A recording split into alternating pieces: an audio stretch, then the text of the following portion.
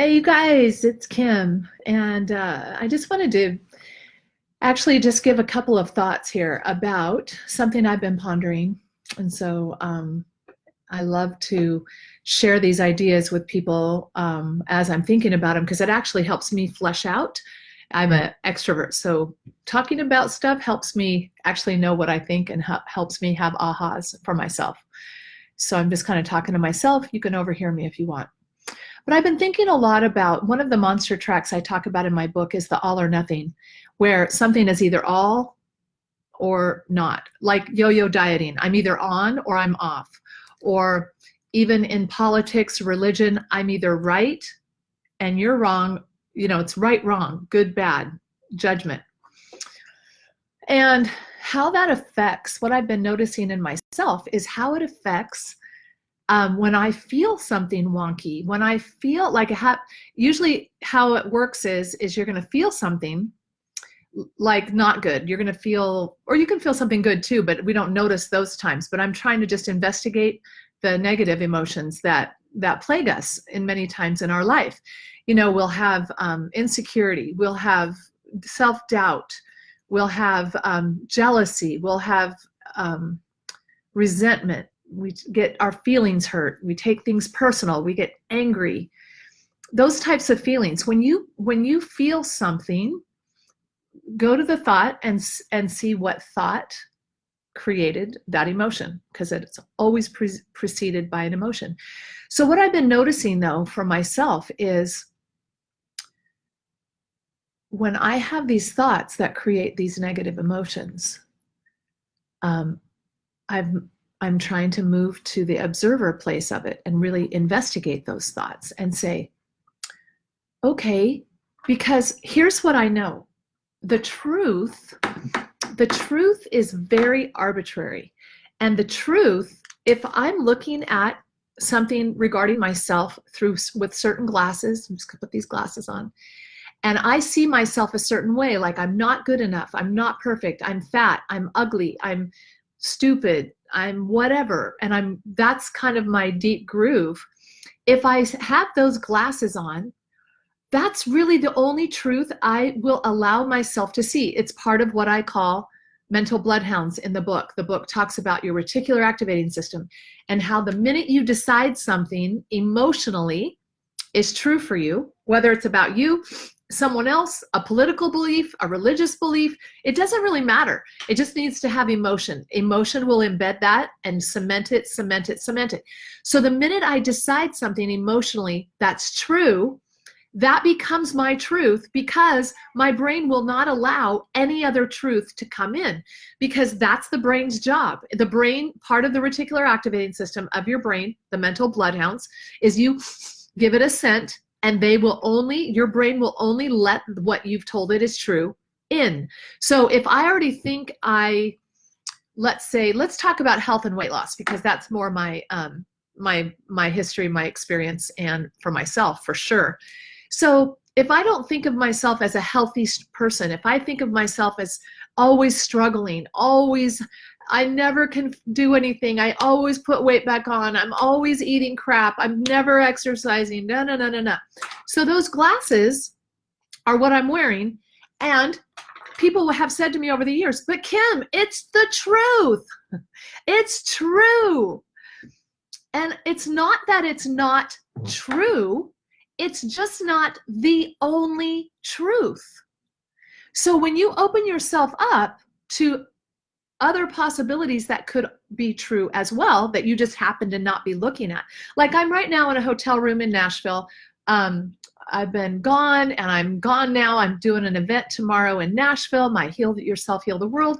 So I'm traveling a lot, and I'm in this hotel room, right? So right now I'm looking around. You can't see what I'm seeing, but there's a little kitchenette. There's the bathroom. I see a bed in there. I see a TV. There's a couch. There's a chair. I'm at a desk. There's a picture there.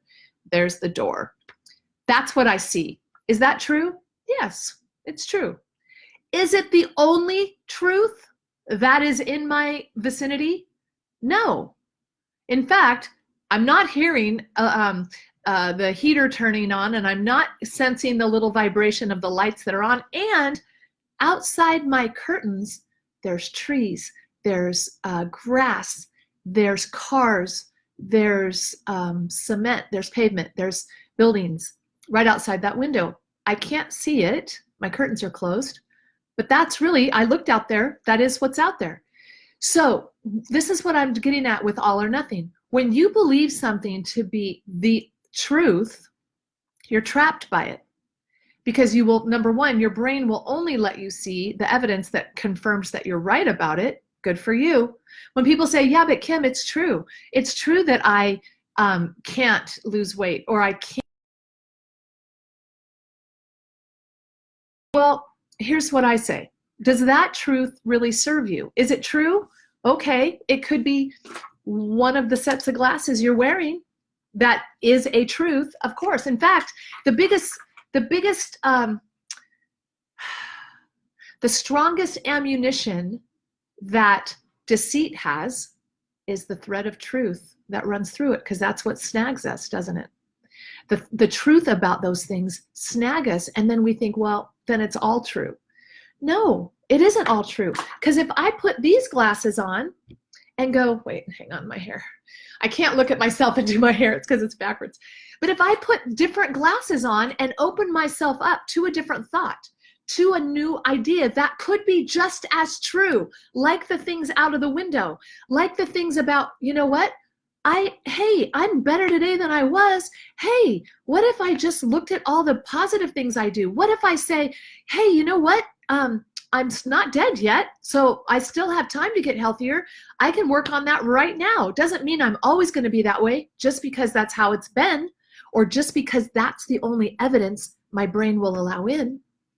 So watch and see how your truth traps you, and watch and see how every emotion, every negative emotion, go investigate it and say, okay, well, there's some truth to it. I can guarantee you there will be some truth to it, or it wouldn't snag you at all. Right? The truth of it snags you, and therefore you lump all of it. And the rest of the chatter of how bad you are and how bad you've always been and how bad you always will be and how, and then you just want to go crawl under a rock. So investigate it and go, well, what is true? And go put on what else is true that I'm not being allowed to see because I've emotionally embedded this one facet of the truth. See, this is what gets us in snags in relationships too. Because the minute I see you in a certain way, I label you, I put a truth to you. Oh, that's how they are. Oh, that's how he is. Oh, they're a Republican. Oh, they're a Trump supporter. Oh, they're The minute I label it, that becomes my truth. And that's why we get into huge conflicts. Marriages. Oh my gosh, he never listens to me. Oh, she's such a slob. Oh, my kids are so da, da, da, da, da. You see, is there truth? Yes. Is it the whole truth and nothing but the truth, so help me God? No. So you have a choice now with this brain to go investigate and choose the truth you want to align with. Does that truth serve you? It could be true, but so what? Why focus on that? Because where you focus, where attention goes, energy flows, and you get bigger, and it gets bigger and bigger and bigger, and more evidence will be brought to you to show you how right you are, because that's really what your brain wants to be, is right. Your ego wants to be right. Your ego would rather die in many instances. In fact, it would rather kill you and kill everything around you and kill your health and kill relationships. It doesn't care. It just is driven to be right. That's old wiring. So now, with your new and improved superpower brain, you can go, hey, that is about me being right. That's just about me being right about that. Is that important right now? Or am I willing to see things differently?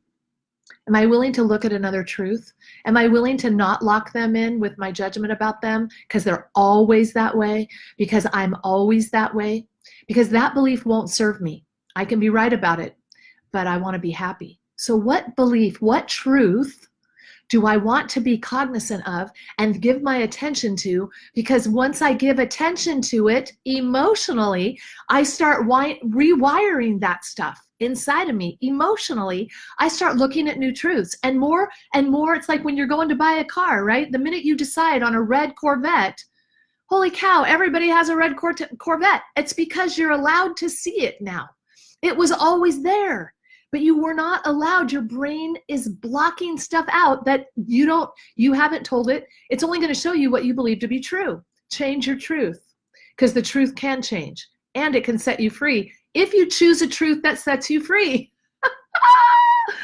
Oh my gosh. Okay. Anyway, there are my ponderings for this Friday night. So thank you for listening, and I'd love your feedback if it applies to you, because I'm looking at every single thing in my life right now with these glasses on, and I'm like, I don't like how I feel about that. So, okay, what's another truth I can adopt? What's another truth I can make up? Because the minute I give myself space to do that, watch and see what happens.